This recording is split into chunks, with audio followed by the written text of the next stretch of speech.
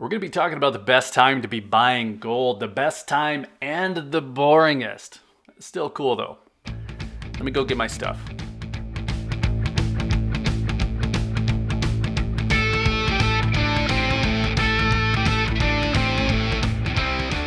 The price of gold hit $2,074.60 in March of this year. And then in 6 months, the price has fallen to somewhere around $16.70, give or take. That is a 19% drop, and at its lowest earlier this week, it was more like 20%. And that might not sound good to some of you, but stick with me. That spike in March was due in large part to Russia's invasion of Ukraine. That's not a simple thing. That's not a small thing, and I wasn't buying into that run. But looking at the numbers, we're clearly in a buy range. Now, normally I look for 15% drops as a signal to buy, and I think my math is right here, 19%, 20%. It's more than 15. So I have made a few unscheduled purchases on the drop, but nothing like the big purchases that I've made in the past on similar price movement. And there's a reason for that.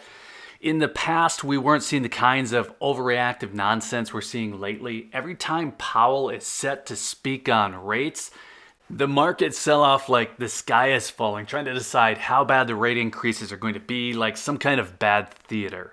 They also typically bounce back right back to where they were before the sell-off, but we are seeing a downward trend in gold price. That part's clear, just like we're seeing a downward trend in the markets.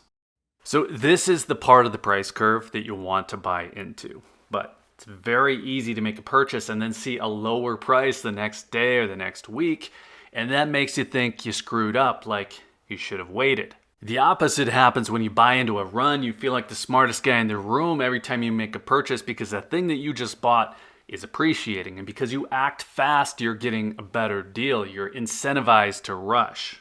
Right now, it almost feels like you're incentivized to wait. So I just made a video about selling because people jump in without knowing how to get out, and questions were coming in. I think that it's pretty easy if you know your options, so I just wanted to put that out there to kind of show how easy it was to sell. But I don't think that now is a good time to sell, at least not unless you have a personal reason. And really, I'm never going to be here to tell you when is a good time to sell, when you should get out, because I just don't think that's how physical gold works. I don't buy physical gold as a trade. Now, I do think that there's a good possibility that we will see the price of gold continue to go down. You can decide for yourself if that's a big issue. Personally, I don't think it'll go down much, not that I know. But if you look at past market cycles, it's hard to think that we're currently at the floor for gold or for the market, for any asset really. If you stick with history, you're going to see crashes followed by these minor rallies until there's a big one, a big drop. You call that a liquidation event. And then the money starts coming back in. Now, even if we do see that drop and it's not a for sure thing, now is still a better time to be buying than February and March of this year. I wasn't buying into that run, even though there were false positives telling us that we were smart every time we bought because the price was higher the next day, the next week. But I felt like that price jump was pretty clearly event-based, and that kind of movement just doesn't last. The reality, though, here is that I just didn't need to sell in the next 12 months, and I wasn't planning to. Most people are going to be in that situation. Most people just don't buy physical gold to sell inside of a year. Another factor for me personally is I had hit a goal, so I wasn't in a big rush. I didn't need to be buying in March, so I was able to sit on the sidelines. And between us, though, I would definitely much rather be buying gold now at $1,650 than then above $2,000.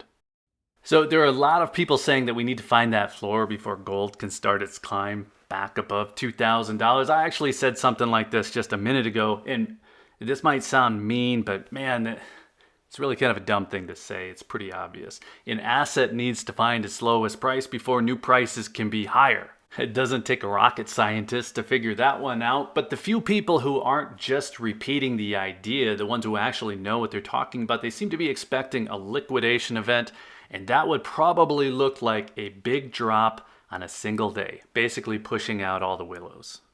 I don't have a good sense of whether any of that will actually happen, that liquidation event, or how far it would go if it does. 1,500, give or take, who knows?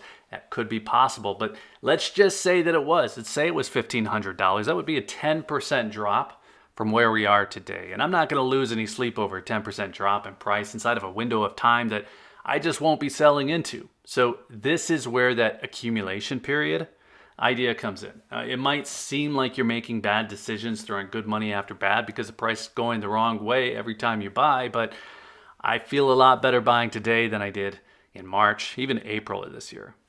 Now, the other part of this is where the price of gold will be going in the next year and then beyond. And we can all make up numbers, that's fun. But if we look at it from the other side of things, we look at the current price as a potential high, well, it's just not feasible. If I thought the current lows today, the 1650-ish range, if I thought that that was going to be the future high, well, I guess I would be selling down. And I wonder how many of us think that that's the case. They think that 1650 or 1670 will be the actual high for gold price for the next 5 years. We've been above $2,000 already a few times now, and I don't think that there's much question whether we'll go there again. Now, a lot of people say that they wish they would have been buying in 2014, 2008, 2000, whatever.